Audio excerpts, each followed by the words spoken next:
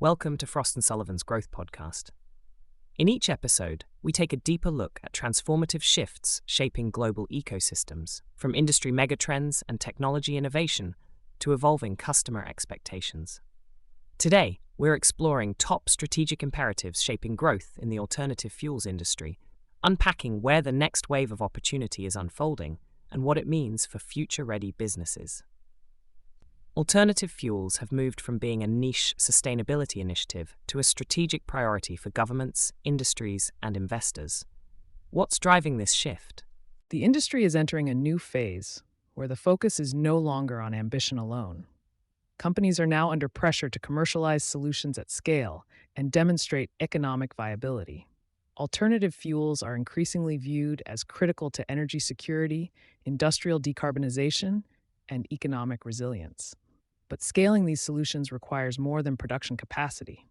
Companies must navigate regulatory complexity, secure reliable feedstocks, build supporting infrastructure, and create sustainable demand.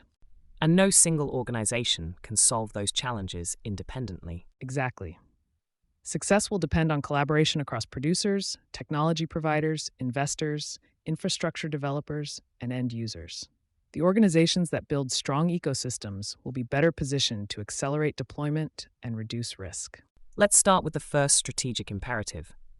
Why are legacy operating models becoming a challenge? Many energy companies are trying to scale alternative fuel businesses using governance structures and decision-making processes designed for traditional energy markets.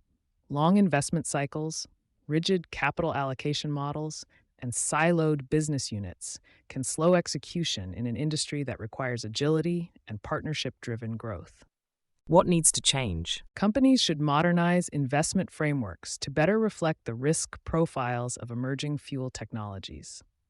They also need stronger cross-functional collaboration and greater use of digital tools that improve visibility, responsiveness, and operational performance. Energy security has become a major boardroom discussion. How is it influencing alternative fuels? Recent geopolitical disruptions have highlighted the risks of relying heavily on concentrated energy supply chains. Governments and industrial buyers increasingly view alternative fuels as strategic assets that can strengthen energy independence and reduce exposure to supply shocks and price volatility. What strategic actions should organizations prioritize? 3 areas stand out. First, position alternative fuels as part of broader energy security strategies.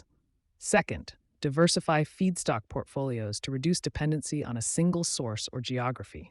Third, develop geographically distributed production networks that strengthen supply resilience. One challenge that comes up repeatedly is infrastructure. Why is it such a critical issue? Because production alone isn't enough. Alternative fuels require storage facilities, transportation networks, fueling infrastructure, and distribution systems. The problem is that these investments often need to be made before demand fully materializes, creating significant first-mover risk. How can companies overcome that challenge? The most effective approach is collaboration. Co-investment partnerships allow stakeholders to share costs and risks. Infrastructure as a service models can lower capital requirements, and ecosystem-led development helps coordinate investment across the value chain. Another major theme is decentralization. Why is the industry moving in that direction? Alternative fuel feedstocks are often widely distributed. Agricultural residues, municipal waste, renewable electricity, and industrial byproducts don't always align with traditional centralized production models.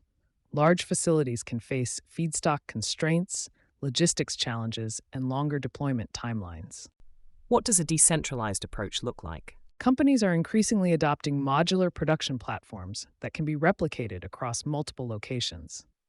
They're also developing portfolio-based operating models that manage networks of distributed assets rather than relying on a single large facility.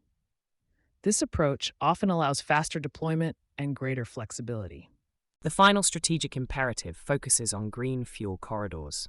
Why are they becoming so important?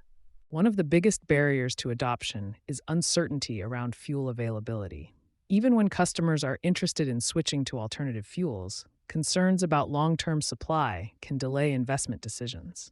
Green fuel corridors help solve this challenge by connecting production, logistics, infrastructure, and end-use demand within specific routes or geographic regions. As the alternative fuels industry moves toward large-scale commercialization, success will depend on much more than expanding production capacity. Organizations will need to strengthen energy security through diversified supply chains, accelerate infrastructure deployment through partnerships, adopt flexible production models, and build ecosystems that align supply with demand. The companies that successfully connect production, infrastructure, and offtake will be best positioned to capture long-term growth and establish sustainable competitive advantage.